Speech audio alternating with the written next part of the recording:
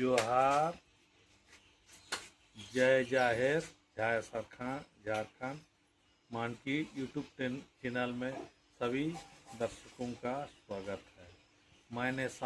पिछले वीडियो में मैंने सामाजिक, आर्थिक और आध्यात्मिक के बारे में बहुत सारे वीडियो बनाए, जिसमें जल, जंगल, जमीन, शासन देरी और अनुसूचित जनजाति, रूढ़िवादी प्रथा को मानने वाले अधिकारों के विषय में आप लोग को जानकारी दी है और अनुसूचित जनजाति के संस्कारों के विषय में भी आप लोग को थोड़ा सा जानकारी दिए।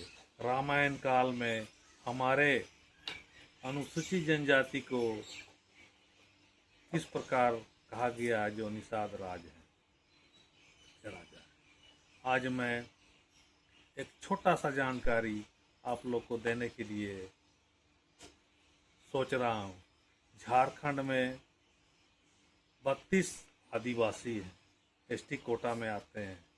उसमें से खंगार, पातर भी है, जो कि कहा जाता है ये मुंडाओं का एक उपजाति है, मुंडा से ही सृजन हुए। इसमें कुछ अपभ्रंश भी आ रहा है, जैसे पातर में एससी भी आते हैं, ओबीसी भी आते हैं, परंतु पातर उन लोगों से हम लोग संबंधित रखते हैं जो हमारे आदिवासी, मुंडा, उरांव और संथाल के साथ आदिवासी के जैसा उसका व्यवहार, आचरण, रहन सहन आदि है। इसीलिए मैंने उस पर थोड़ा वीडियो बनाए। जैसे पातर ही कुछ लोग खंगार से भी जाने जाते हैं, जो कि हमारे रांची जिला, खूंटी जिला और झारखंड में निवास करते हैं। वो जो पातर हैं, बुनकर जाति में आते हैं, वो पातर नहीं कह रहा हूँ। जो आदिवासी से खेती बाड़ी, आदिवासी परंपरा, रूढ़िवादी को मानने वाले हैं, ये उससे अंकित होता है। जिस प्रकार किसान माझी और सरगा माझी, इसमें से एक जो है सामान्य जाति में गिनती आता है और एक जो है अनुसूचित जनजाति में गिनती आता है। मैंने उस पर ज़्यादा इसीलिए वीडियो बनाना नहीं चाहता हूँ, क्योंकि ये बहुत अब विवाद का हो सकता है। और मैंने ये भी सोचा कि इसमें मुंडा, मानकी, पातर, इसके बारे में कुछ आप लोग को जानकारी देना चाहूँगा। मुंडा से ही हमें मानकी का पदवी मिला है। मुंडा से ही जो मुल्लों के समूह में रहते हैं वो पातर का गिनती में आया। इसीलिए मैं इस पर भी ज़्यादा बोलने का प्रयास नहीं करना चाहता हूँ, जिससे कि ये एक आदिवासी में विवाद खड़ा हो। मैं कतई नहीं चाहूँगा कि आदिवासी में विवाद है। विशेषकर मानकी प्रथा पश्चिम सिंहभूम में देखने को मिलता है। खूंटी जिला के बुंडू, तमाड़, मुढ़ू, खूंटी, इसमें बहुत कम देखने को मिलता है। यहाँ पर 8 मानकी, 9 भुइयारी, 22 पाढ़ा आदि से जाने जाते हैं। इसमें से सभी लोग मुंडाओं के ही पद में रहते हैं। इसीलिए मुंडा एक जाति से भी जाना जाता है, जो कि मानकी एक पदवी है। और दूसरी बात, पूर्व में कुछ हमारे बुजुर्गों लोगों ने भी कहा है कि जिस प्रकार हम लोग यहाँ रहते हैं उस समय मुंडा जाति को ना करके होड़ो जाति से भी इसको जाना जाता है। मैं आप लोग को विशेषकर सामाजिक, आर्थिक पर ही ध्यान देना चाहूँगा और हमारा अधिकार किस तरह से बचे उसका ध्यान देना चाहूँगा। आज हम बरसात का मौसम है, रथ यात्रा पहुंचने वाला है। कहा जाता है कि रथ यात्रा और घुरती रात के बीच में जो भी पौधा लगाइएगा वो आपको जिंदा होगा ही। उसी के बीच में हम लोग बांस का पौधा लगा सकते हैं, सखुआ का पौधा लगा सकते हैं, सवे घास लगा सकते हैं, और जितना भी कलमी पौधा है सब उसी बीच में लगा सकते हैं। उस बीच का जितना भी पौधा बहुत अच्छा होगा।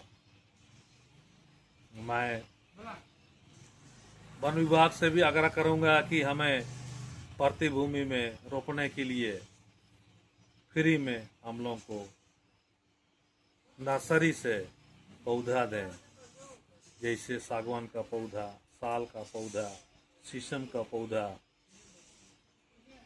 गमार का पौधा, कटहल का पौधा आदि।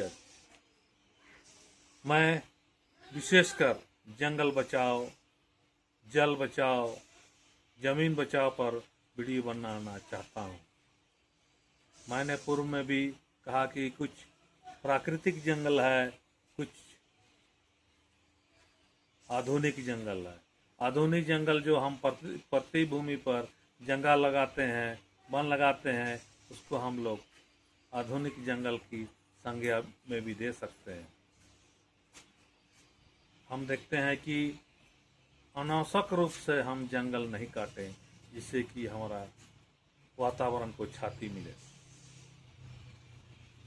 यदि अधिक जंगल कटाई होगा तो हमारा मौसम, वातावरण, प्रकृति पर भी प्रभाव पड़ेगा।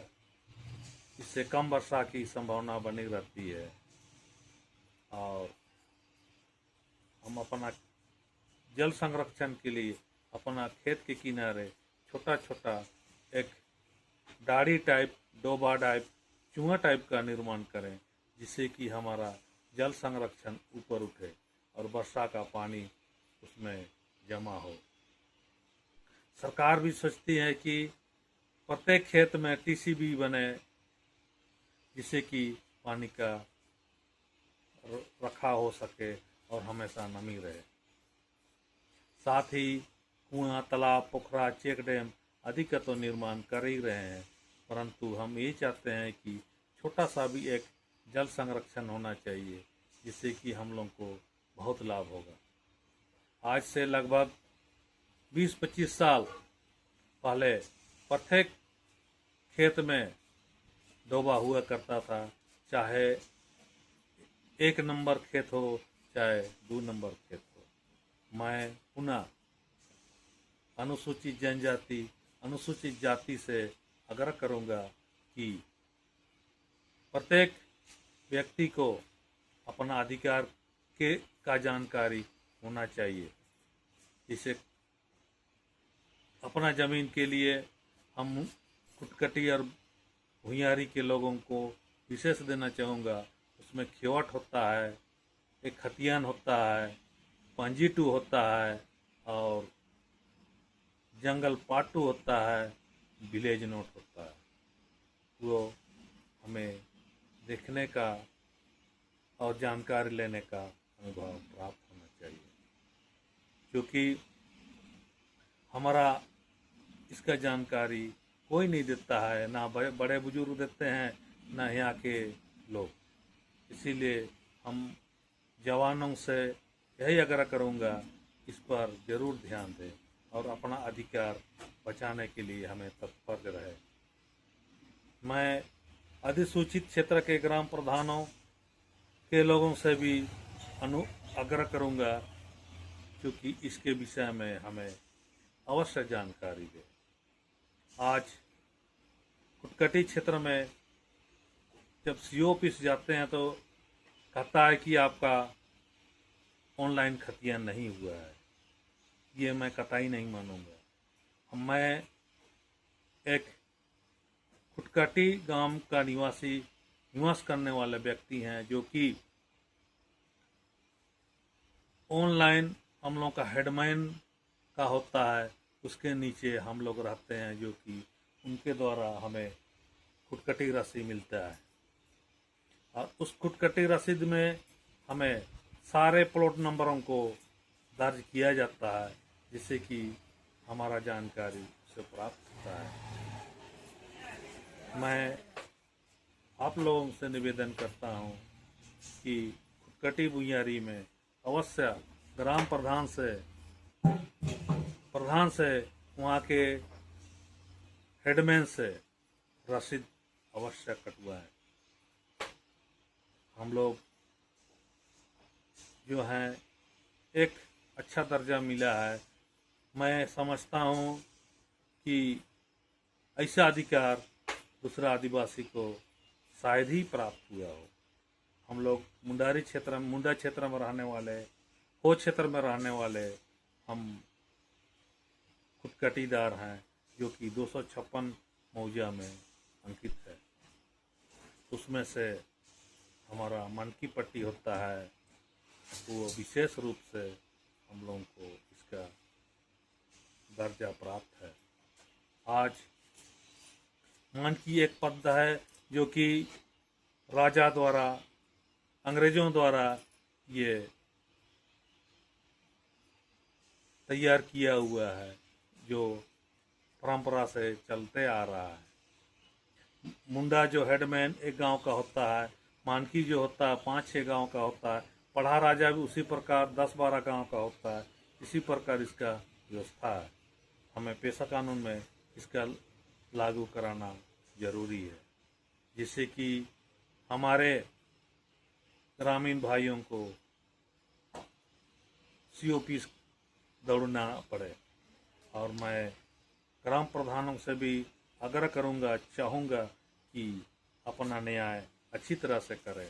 अपना जितना भी गांव ग्राम सभा में बैठने वाले व्यक्तियों को अपने तरफ देखे और जिसका जो जैसा अधिकार बनता है उसी प्रकार फैसला करे। मैं आप लोग को पुनः मान की YouTube में